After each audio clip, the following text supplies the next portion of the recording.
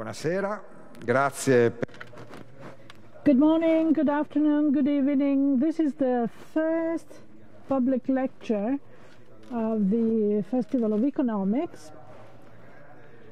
We have the great pleasure and honor to have Esther DUFLO with us. She is not new to the festival. She was with us in 2007 with a lesson on human capital in developing countries, and then in 2011 on the methods of field experiments to fight poverty. For that, she was awarded the Nobel Prize together with Brigitte Ramagi and Michael Kramer in 2019. And the Nobel Prize was won for using field experiments to the policies to mitigate poverty on a global scale. Since Esther was already with us, there is no need for us to go through her very rich biography and the very numerous awards that she has received. Once and again, I would like to invite those who are following us to use the website of the festival.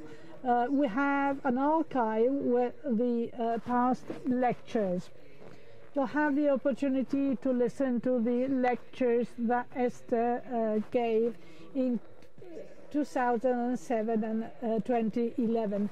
In introducing you, I would like to limit my comments to your very brilliant career, even though you are very young.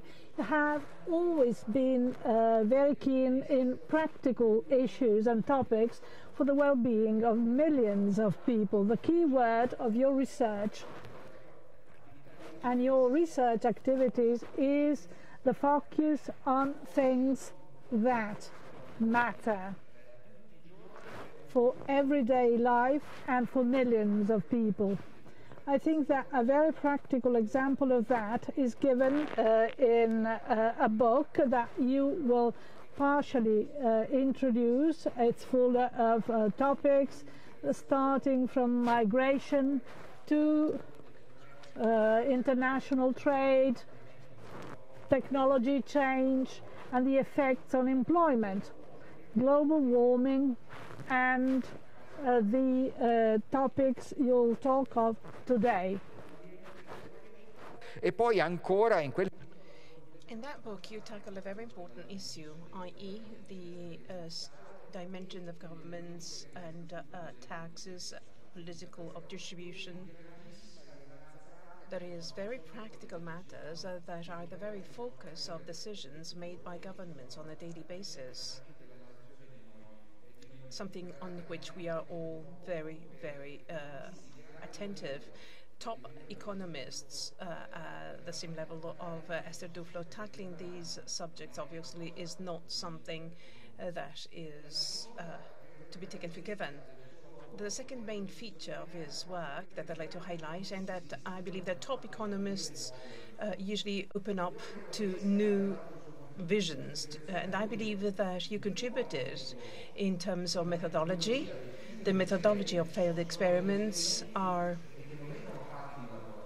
that is, experiments that are not carried out in labs, and experiments that I should consider, obviously, the conditions under which scientists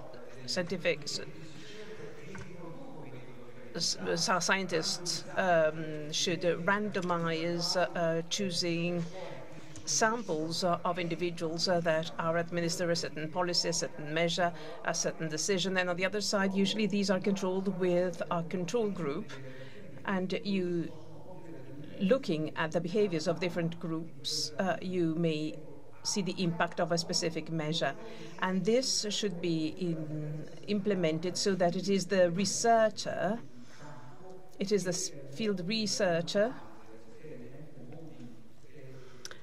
that, and that is the difference between field experiments and lab experiments, where it is the government, the administration, the public administration administering these tests, usually the field experiment is managed directly by the researcher himself. And this is something that has been widely used in the research projects carried out in developing countries that led to the understanding of many aspects of poverty and on the strategies to contrast poverty. The second main feature of your research work and its mind-opening activity is that many researchers have been involved. There have been many researchers involved in underdevelopment issues over the past few years, thanks to the contribution given to the discipline by Esther DUFLO.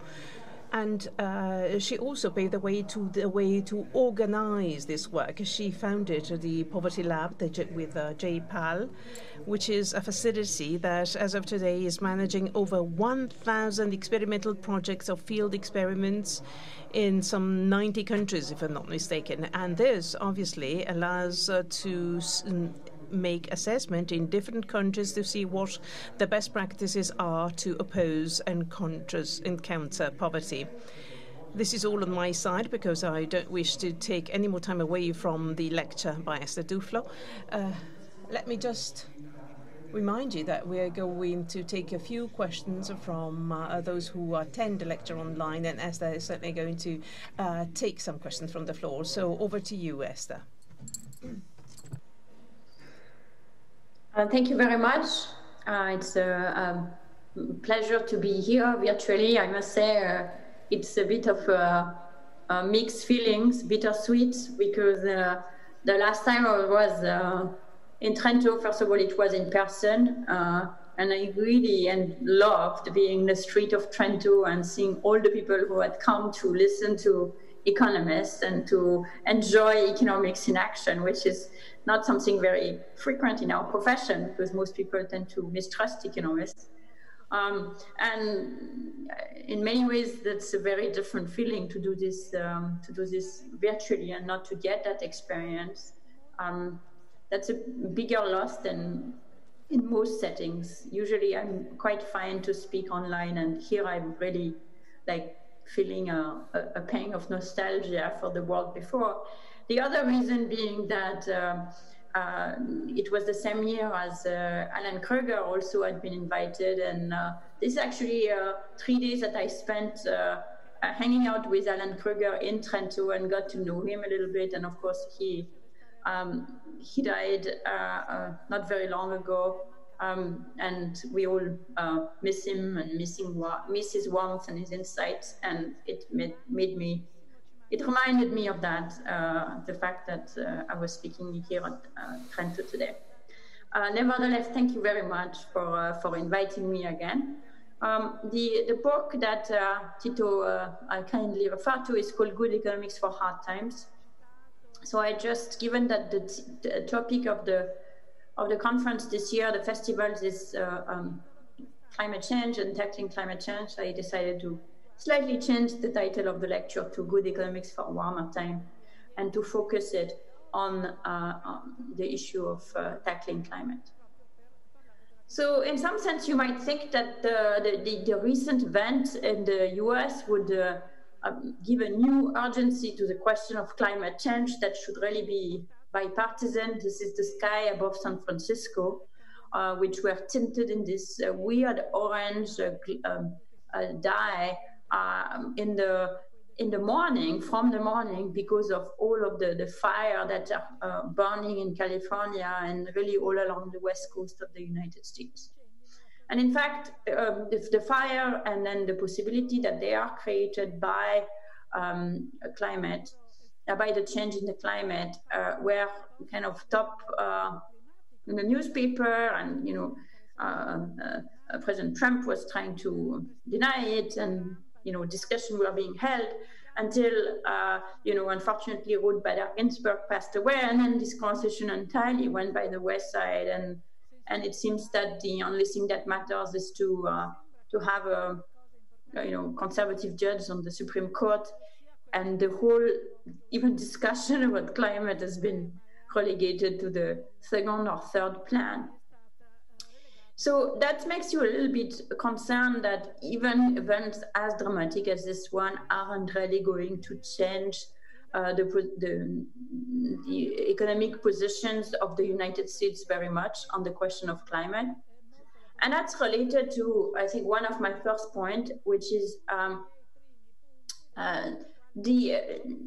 it matters because this is really in the rich countries, in the US, in Europe, that we need to change our behavior to tackle climate change. The emissions responsible for climate change are mainly due to behavior of rich country citizens.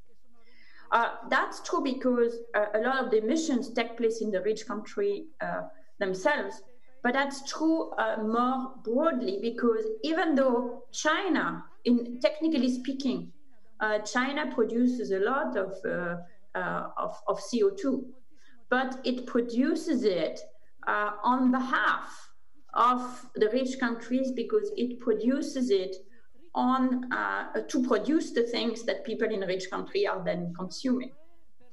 So if we want to be fair and describe the responsibility of climate change accurately, we don't need to look just at where the emissions are actually emitted physically, but where is the consumption where is the consumption taking place? And when you do it this way, which is something that Thomas Piketty and Lucas Chancel has done, you come up with, and then you look at who is consuming the cars and the iPhones and the electricity and the air conditioning that creates the CO2 emission that threaten the climate. And you see that it's roughly you have a rule which you can remember as the 10-50 rule, which is 10% of the world's highest polluters are responsible for almost 50% of global emission. So you can see here the top 10% of emitters. Many of them are in North America, and these are people. So many of the main emitters are in North America. Very few are in Africa. And then in the bottom, and together they emit 45% of world's emission. And then you look at the bottom 50% of emitters, and a lot of them are in India and in South Africa and in China, and together they emit 13% of world's emission. So 10% of the highest polluters are responsible for 50% of global emission. Therefore, if we want to really change something about climate change, a lot of the action will have to be in the richer countries. Not all of the action, because there are still things that can be done in poorer countries, but a lot will need to take place in the richer countries. The costs of climate change, unfortunately, are, however, not going to be felt in the rich world. They are going to be felt in the poor world. And this is for two reasons. The first reason is that the poor countries tend to be in warmer places. So this is temperature today, average temperature over the last few years. And the redder it is, the hotter it is. And you can see that, of course, a lot of the very hot countries are in Africa, in sub-Saharan Africa, or in South Asia, or in the north of Latin America. And those happen to be the poorer country today. Because they are in hot places, it means that it is in those places that for the same warming of the planet, we are going to see more of the extreme days happening. In particular, if you look at the next 20 years, all countries will add many more very warm days, so days above 32 degrees. So the US, for example, will add 12 such days, but India will add some 37 such days. And then if you look at the next, if you look by 2050, the number of very hot days that are going to be added compared to today, you can see that it's even more skewed. That in France and in Italy, there is almost going to be very few very hot days will be added. But in the north of Latin America, in sub-Saharan Africa, you're going to see in the Horn of Africa, you're going to see this huge increase in the number of very, very hot days by 2050. And those very, very hot days are the ones that cause economic damage and that cause death. So Michael Greenstone has led a group of many economists across several universities and scientists across several universities in the world to try and estimate the best we can what this two phenomena combine, the fact that there'll be more. So one more point I need to make before is that not only there will be many more days in very hot day in India than in the US, but in addition, the cost of this very hot day on mortality is likely to going to be much larger in those poor countries than in rich countries. So these charts compare the excess mortality due to hot temperature compared to a moderate temperature of 70 to 74 degrees Fahrenheit in India versus the US. So 95 is about 32 degrees Celsius. So you can see that at 32 degrees Celsius, 95, in the US, there are just barely a few more deaths are caused by this very hot temperature. That's because we have air conditioning, very few people work outside, so people are able to protect themselves. In India, however, when it gets really hot, many more people die than would otherwise die on a moderate day. So India and Africa and the poor country in Latin America really face a double whammy, where they are going to have many more hot days as the temperature gets warmer. And in addition, they are less equipped to actually cope with the impact of those warm days. And the consequence, so this is what the group led by Michael Greenstone has done, is to put these two facts together and try to estimate the best they can the excess mortality due to warming temperature in the next several years. So if you looked at the next 20 years, then, Sweden and Denmark and Norway will actually do better. The reducing mortality will avoid very, very cold days of winter, and that will actually reduce mortality. Where you're going to find increase in mortality is again in sub-Saharan Africa and in South Asia. So this is where we are going to see the cost in the next 20 years and even more by 2050, where you start seeing potentially enormous cost in the north of India and Pakistan, in sub-Saharan Africa, and in the entire Middle East. And that's, again, the combination of the fact that these are places that are going to become hotter and that are going to experience more very hot days, and the impact of warmth on mortality is not linear. It takes place at these very hot days, and the fact that they have less to cope and to alleviate the impact of climate change. So that's the first two facts. Is one, it's mainly the rich countries that are responsible for emission, and also they've been responsible for all the warming that has taken place to today. So the responsibility lies with us. Second is the cost lie with the poor countries. That's unfortunately not a very good situation, because that really reduced the interest of people in rich countries to do anything about the problem. So we need to act now to start preventing climate change, and not to wait till there is a catastrophe, for several reasons. The first one is that the recent experience we've seen during the COVID-19 crisis is the OECD, the G7, the World Bank, the IMF, you name it. Nobody has really been very generous in helping the poor countries during the COVID-19 crisis. It is really remarkable that rich countries have spent colossal amount of money on their own citizens.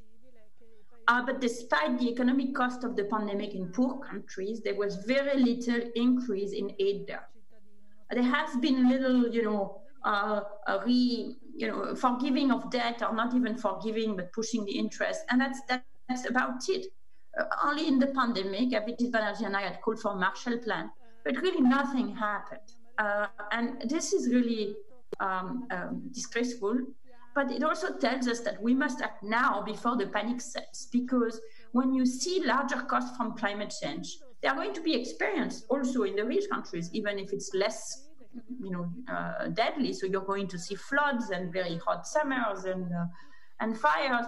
And so people are going to see that the worry is that we are going to have a COVID-19 type reaction, where the rich countries feel that they really need to do something to protect themselves, and will be even less willing to turn towards the poor countries that are the complete innocent victim of the situation.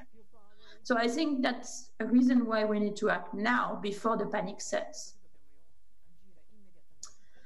Another reason why we need to act now is we can't just hope that some technological magic wand is going to take us out of this problem. We cannot rely on technological change alone. In climate change discussion, there is a huge premium to engineers and to engineering solutions.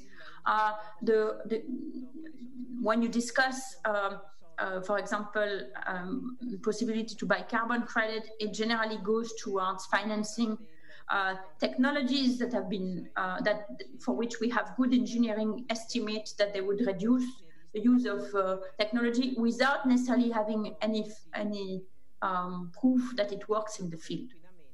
More generally, there is a big hope, and that certainly in the economics community is the key hope, is that we should really invest massively in clean technology, because if we do this one-time investment, ultimately the solar battery, solar panels, wind panel, etc., that energy which is clean will end up being cheaper than the old technology. So it will replace the old technology and will be even richer than before and will be able to consume even more than before. But in addition, it will be clean. So there is this big optimism, for example, in Nick Stern's report. And honestly, it's a possibility that it happens this way, but I don't think we can be completely sure. And in fact, the impact of purely technological solution on combating climate change is often disappointing in real life. So as Tito pointed out, my day job is to run randomized controlled trials or to read the work that other people do. And there have been a small number of very useful studies of what happens when you deploy a technology that is supposed to really reduce energy consumption without changing people's behavior in real life. One example is a program that took place during the Obama administration for weatherization of homes. So it's basically home improvement, insulation, windows, etc. And people were given basically vouchers, the opportunity to buy vouchers to do it for free. And the first thing is the demand for this program was very low. So even people who got randomized into getting the program were not so keen to get it. And the second thing is that for those who did do it, there was in fact very little improvement in their energy bill. It didn't really reduce, or even in how warm it was in the home. So in fact, the technologies in their home proved not to be as effective as what was planned in engineering estimate. Similarly, there was another study done in India by Nick Ryan, a former student of mine, who is now at Yale, who looked at, for his MIT dissertation, worked with Terry, the climate change consultancy that won the Nobel Prize actually for peace a few years ago. And they looked at subsidizing a program that helped firms get an energy audit and gave them some good tips to how to change various things in their technology to improve, to reduce their energy consumption. And what I found is that, first of all, without adding finance to it, nobody did anything that was recommended to them. And second of all, when people were offered finance in addition, they undertook some of this investment. But as a result, what they did is that they produced more. So they produced more, they made more money, but they had just as many emissions. So the impact for them is positive, but for the world, for the planet, is not at all positive. There is, if anything, a worsening of the emission as a result. So these are only two examples, but it's really two, I think, quite representative example of the danger there is to be too naive about the technology. That means that if we want to really move the needle on climate change, the bad news is we cannot without changing our behavior. It's not going to be sufficient to drive, more efficient cars. We need to drive cars less often, or maybe to not have a car at all. So for many economists, this is a message that's depressing because there is the idea that it's going to be very costly to people. And in fact, this is something that maybe scares many Americans in particular. They're thinking of a particular way of life that they have and that they want to continue.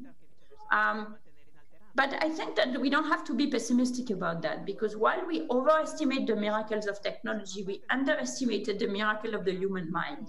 And in particular, we underestimate the capacity of the human being for change and for changing behavior. So our preferences are not set at birth and immutable. They are the product of our social environment.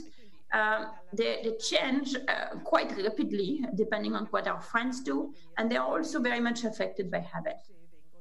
So there's a set of projects by Hunt Alcott from NYU that demonstrate it very nicely. And in particular, he did several projects with a company called O-Power, which delivers power, and started sending energy audits to people, energy reports. So basically, you got a little card in the mail, similar to the panel that you see here on top of the slide, where you see that people, you compare your energy consumption to your efficient neighbors or to your other neighbors. So this particular report, the person was great because they were consuming below average and even below the best. Then what he did is that they ran a series of experiments where people got these letters. And what they found is, first of all, while people were getting the letters, their energy consumption declined. And you can see the decline being larger and larger. So this is the bar that goes down after the zero. So there's several, 1 month, 2 months, 3 months, 4 months, 6 months, 7 months after the treatment began, people consume less and less and less energy, presumably as they get various equipment that allows them to reduce their energy consumption or slightly change their behavior. In the second paper, they looked at what happens when you discontinue some of the people from getting those reports. So on the right, where it says side 2 long run effect, on the right side you see the continued group is the group that continued to get report for 3 years, and the discontinued group stopped getting them after about 2 years. So one group got them for 5 years in total, and one group stopped after 2 years. And what you see is that the group that continued getting the report, their energy consumption continued declining and declining and declining. But the group that stopped didn't go back up. They stayed low. So that's really the power of habits and the fact that when you get used to consuming differently, you've done some stuff. Maybe you've changed some of your appliances. Maybe you put the thermostat at a slightly colder temperature in the winter and slightly warmer temperature in the summer, and now that's set forever. But if we are creatures of habits, then it means that after we're used to a new behavior, it's not costly anymore because our preferences have changed. So it's not that people who adjusted to the O-Power experiment are now just a little bit sadder because they consume a little less energy. They don't care because they're used to the way it is. Because if they did care, now that they're not getting the reports anymore, they could go back to where they were.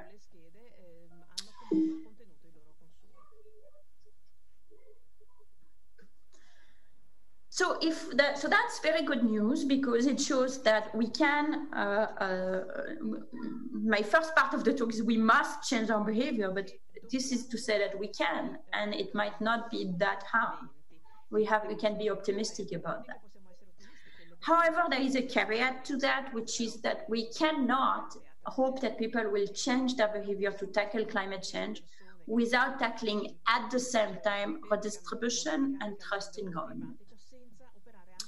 So that is true both in rich countries and in poor countries. So of course, I'm in France, and the Yellow Jacket movement, which took place a few years ago, was very much a response to the attempt to introduce a carbon tax, which was done in isolation of any redistribution effort. In fact, on the back of redistribution from the poor to the rich, since the government not long before that had increased the flat tax and gotten rid of the wealth tax. So this government started by increase the flat tax, get rid of the wealth tax, and which is obviously a regressive policy, and then introduced a tax on gasoline for climate. And people got so upset that even removing it was not enough. And you see this Yellow Jacket says, l'argent de l'écologie est dans les paradis fiscaux, pas dans la poche des prolos. That means, in English, the money for fighting climate change is not in fiscal paradise. It is in fiscal paradise. It's not in the pocket of the proletariat. Citizen upset, citizen solidarity. So the idea was very much that people understand where is the incidence of this the tax on gasoline, and they realize that this is going to directly hit their budget. That the people the way that it was often presented is people in Paris are worried about the end of the world, but we are worried about the end of the month.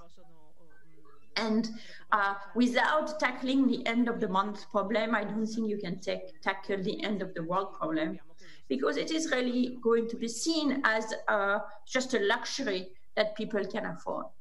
This could have been done very differently. This could have been done in a way that made very clear that the tax is going to be redistributed, that it's not going to go to the general government budget, that it's not just another increase in taxes. And in fact, I think it should have been tackled in a way that's more than one for one. But even when you do this and try to do it in this way that is redistributive, if there is no trust of the government to follow through on this promise, it might not work.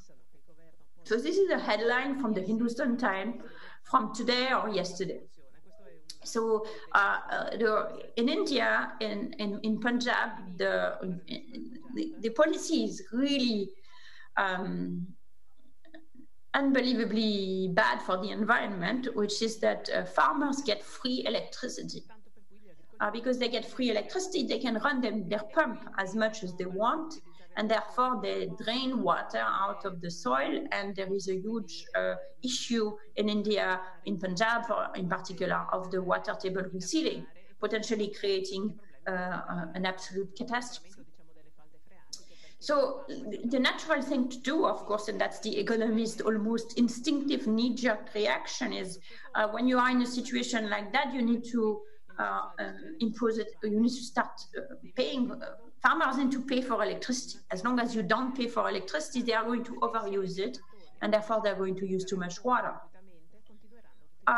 So the government once tried to do that, and they got kicked out of power. So now they're trying again. But they're trying to do it in a way that will leave farmers even, that will leave farmer whole, where there is no incidence on farmer. So they will replace it with direct benefit transfer of the subsidy.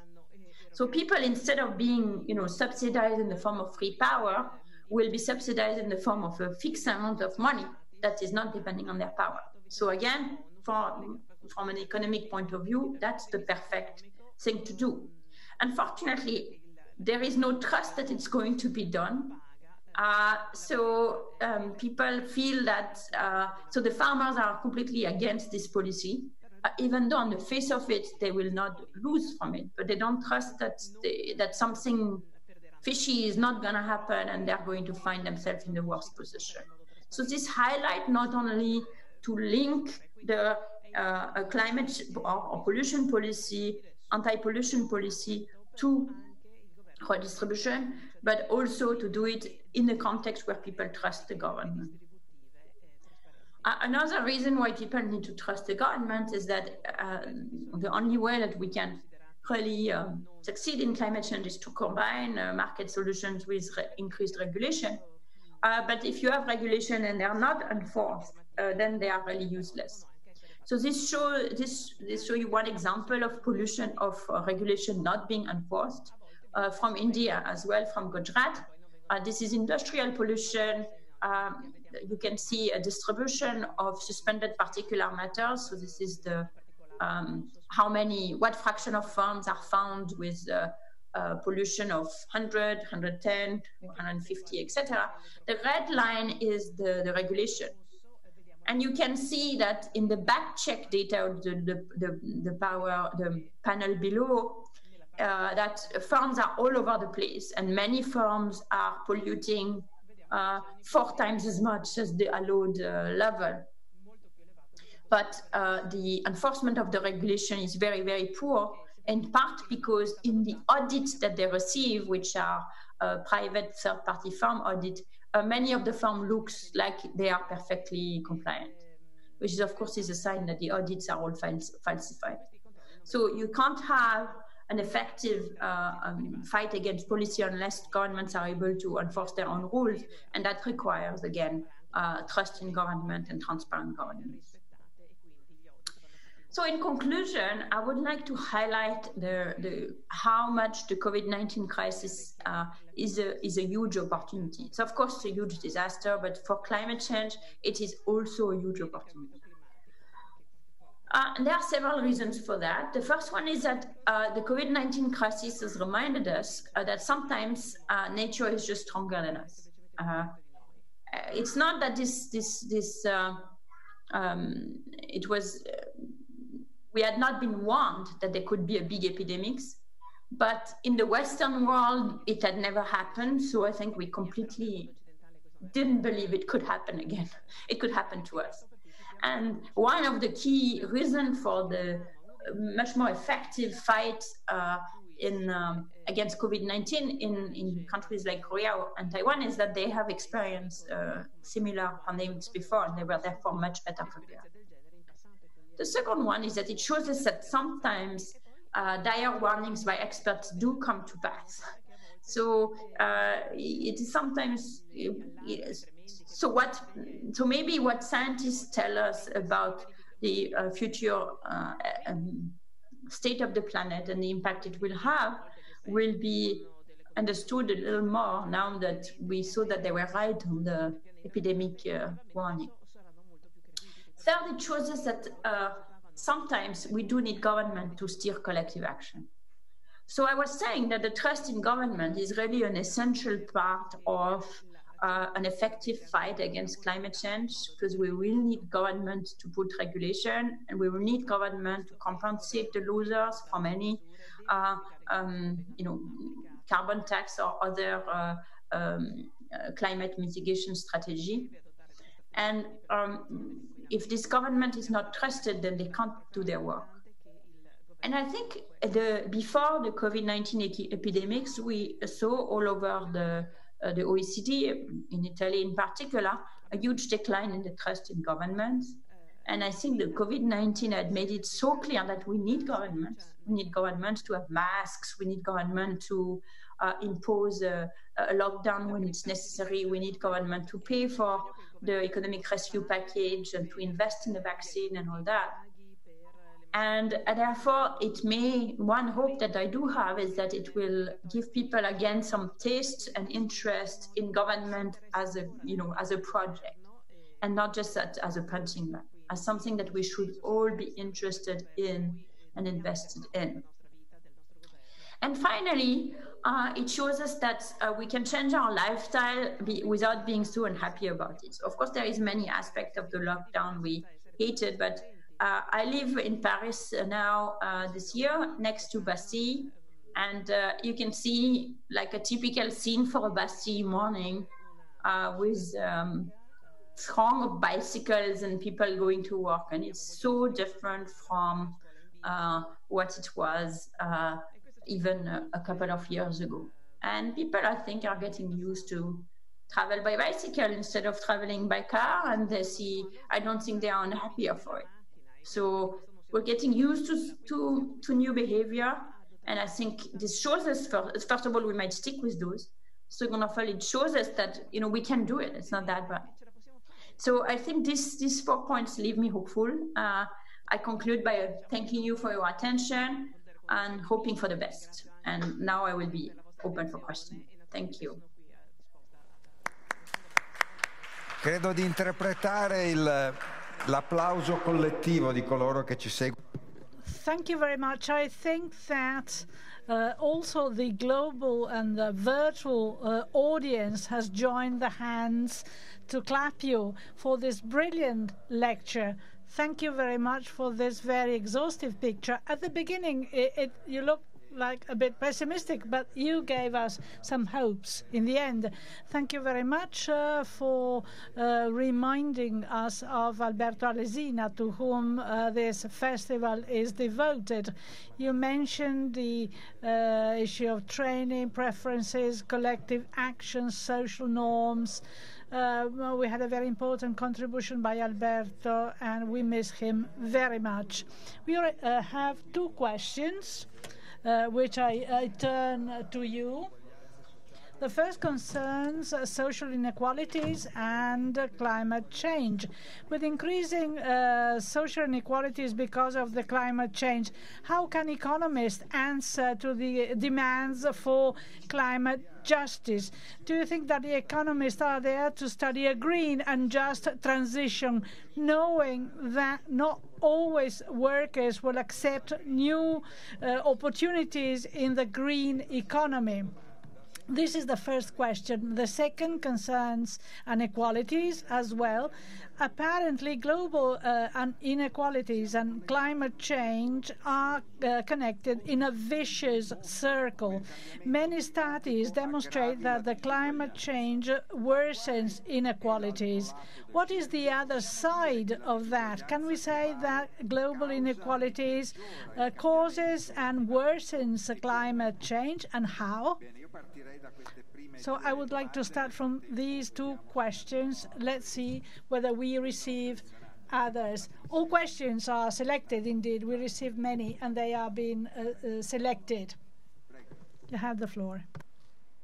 Yes. So on the second question first.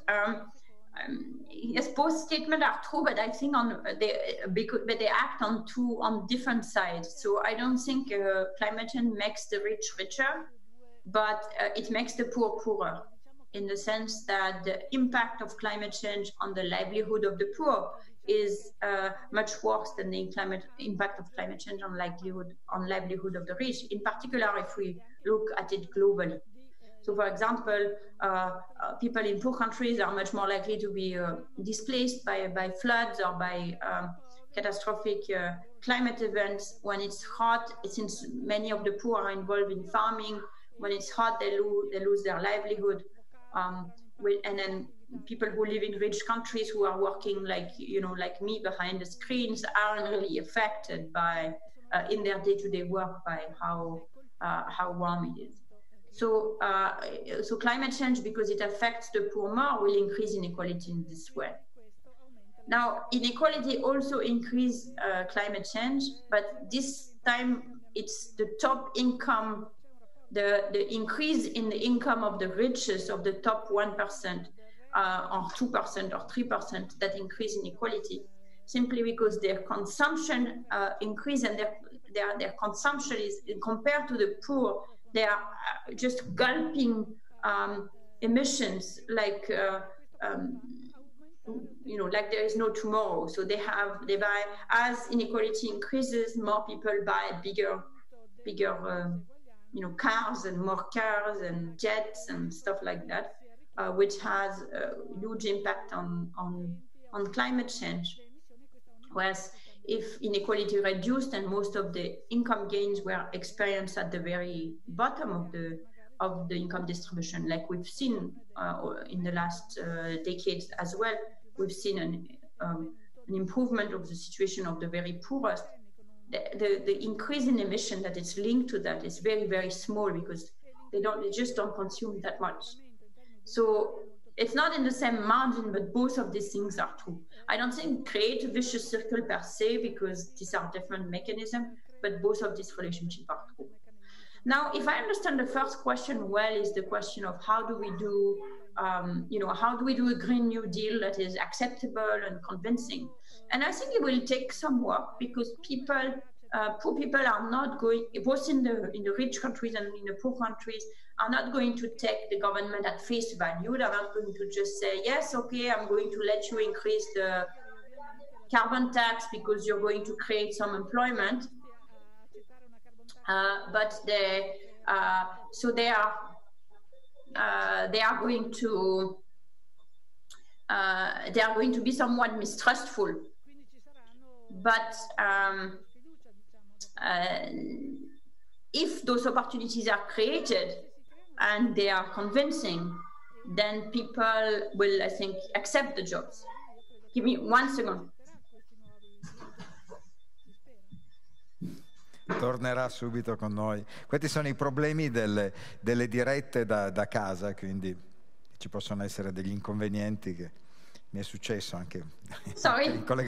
No problem at all, no problem at all. Eccoci, please.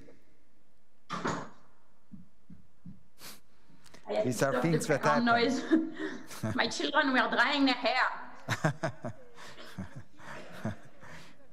Please go ahead. So, ok, benissimo. Allora ci sono un'altra domanda. There is another question. Giovanni Di Martino, to limit energy consumption, that depends on personal behavior. We need to invest more to make awareness campaigns for citizens and to promote virtuous policies, convincing people that sparing energy is convenient. That's a comment more than a question. Let me comment on that. Maybe the COVID crisis gives us or gives government more opportunities to intervene, because people trust governments more. We need governments. And also people are more aware of externalities, the damages that the hurt we do to others, and the damages you do to the environment by not collecting waste or not being individually responsible in your behaviors, because you think that it's up to others to be concerned. But with COVID, you know that if you don't wear a mask, you can be contaminated and can contaminate others. So now we have a higher perception of the externalities. This is more because of COVID than of climate change. So that might be a tool in the hands of governments to promote correct behaviors and respect to the environment. What do you think? I think so. First of all, I think the comment is absolutely appropriate, that we need to use all of the tools in the trade. And economists have been, often maybe too dismissive of tools that are not just prices. And I think convincing campaign, in particular convincing campaign by credible people, can really make a difference. And in the case of COVID, I've done some work on convincing people to adopt protective behavior, like social distancing, both in India and the US. And people are willing to be convinced. Exactly as Tito said, you can make people understand that by wearing a mask, they're protecting themselves, but also others. And by spreading those messages, that you actually change people's behavior. We have a project in India where we found really significant impact on people's behavior from receiving video message by a credible person, in this case, my collaborator Abhijit Banerjee, who was the credible person for India. And so that suggests that people are willing to be convinced, and therefore we should try to convince them. And also, I think the moment is such that people might be, for example, the whole lesson about mask was all new, and people understood it, and now people have adjusted to that behavior. Everybody wears a mask and understand that it's important, at least in Europe. And we can remind people of that and say, in the same way that you're wearing a mask, even though it's inconvenient because you're protecting others, you know, take your bicycle to go to work because you're protecting future generation and people in the world. Grazie mille. Allora ci sono le ultime due domande perché We have two last questions. Vincenzo Servillo is asking, promoting ecological change is going to require investment. Where shall we find the resources for that? Second question by Massimo Modica. What do you think about general income? There's actually a chapter of the book by Esther on that, but this is something that hasn't got to do with the environment. Anyway, as Esther DUFLO said, the redistribution policy are all important also when it comes to the environment. So basically it takes us away from the environment, but not so much. Esther, over to you. Investments, but they will have to come from the budget of some investment, of course, will be undertaken by private firms simply because they make sense. So these are the part of the climate change transition that just require to be forward-looking, that eventually it will be something that will be beneficial. Some investment will be undertaken by firms if we make it mandatory. So the cost is not directly going to be borne by citizens, it's going to be borne by firms, and therefore by the combination of shareholders and stakeholders. By, for example, changing the mandate. So California just announced that they were going to make it forbidden to sell any gasoline car by 2050 or something like that. So that would require an enormous investment from firms. We are not directly paying for it, even though we are implicitly paying for it. Then there could be also some direct investment by countries. Today is, of course, well, yesterday, pre-COVID, was a very good time to do so because the interest rates are so low that is the exact right time to borrow, to invest in the future and to invest in a clean future. So even a very conservative government, fiscally conservative government like Holland did that. And now, in a sense, it's even better because there is a lot of money that needs to be spent to recover from COVID, and that money can be spent in a way that preserves the future, not just of the economy, but of the planet by having green investment. And Italy is going to be one of the countries that spends most of this, that receive a lot of this money. And there is a great chance to do this in a way that's ecologically responsible. I also think there is a great demand for it politically, so I have high hopes that this is going to happen. L'ultima domanda quindi era sulla sua opinione sul... The last question was your idea on universal salary. Yes, sorry.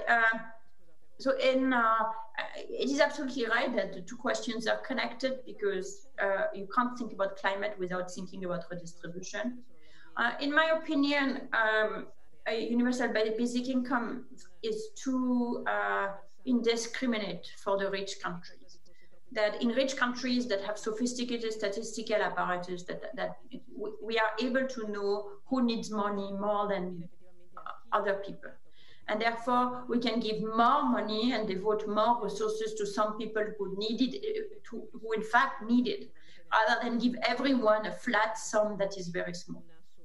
So I think giving everyone a flat sum and then tax it away is inefficient compared to concentrated the resources on those who really need it for things that you really want to happen. And when you can do it, so in rich countries. So that's what we recommend in the book, is for the rich countries to focus more on minimum income guarantee, for example, which ensure that people are not to make at least some amount of money, and creating subsidies to create good jobs in sectors like the green economy or early childhood or take care of older people. And in very, very poor countries where this statistical apparatus is not there, we recommend a universal very basic income. So a very small amount of money that people are guaranteed they can get anytime they need it. Perfetto, grazie mille. Quindi per i paesi in via di sviluppo un reddito di base minimo. So in the case of developing countries, a minimum income for well-off countries, an income could be given sort of to those who actually need it. Thank you very much, Esther DUFLO. Thank you very much for your wonderful lecture, for your contribution. Thank you for taking all the questions. As a matter of fact, there are many more questions that are coming, but unfortunately, we don't have any more time. At 8:30, we're going to have the lecture by Professor Nordhaus, who's going to talk about carbon tax that triggered, actually, led to the demonstrations of Gilets jaunes in France. So we're going to tackle the very same subject this afternoon, later on today, and how can we join these measures with redistribution measures. Thank you very much to Professor DUFLO, and see you all again with Robert Schiller at the next lecture. Thank you.